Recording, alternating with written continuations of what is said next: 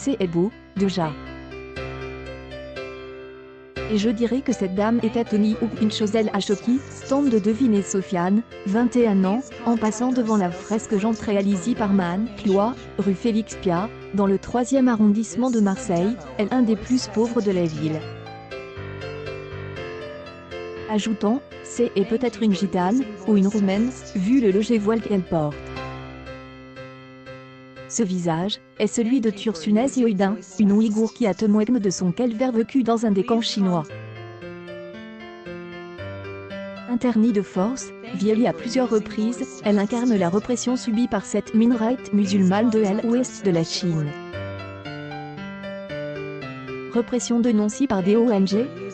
Amnesty International évoque des crimes contre l'humanité là où la Chine préfère parler de centres de formation professionnelle. Et tant pis, si Sofiane, comme tous les autres habitants de ce quartier rencontre ce jour-là, elle n'a pas tout devine.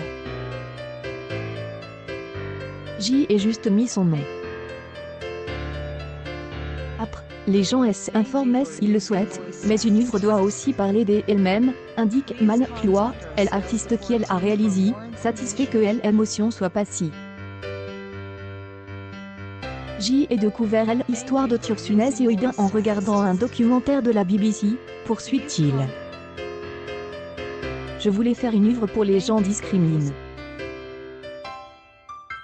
Je suis très attaché aux libertés individuelles, l'orientation confessionnelle ou sexuelle, par exemple, explique l'artiste de 40 ans qui réside de Marseille.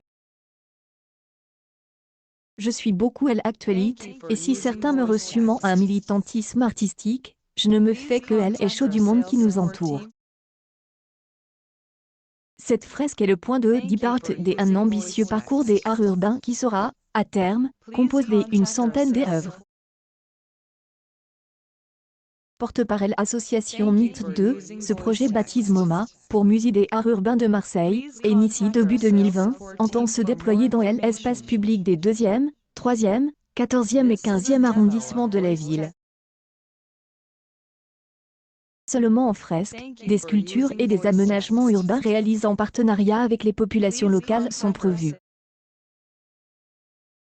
Apporter un souffle nouveau à ces quartiers, au-delà du travail de rénovation sur le foncier, de taille Aurélie Masset, la directrice du Mythe 2, et elle-même artiste.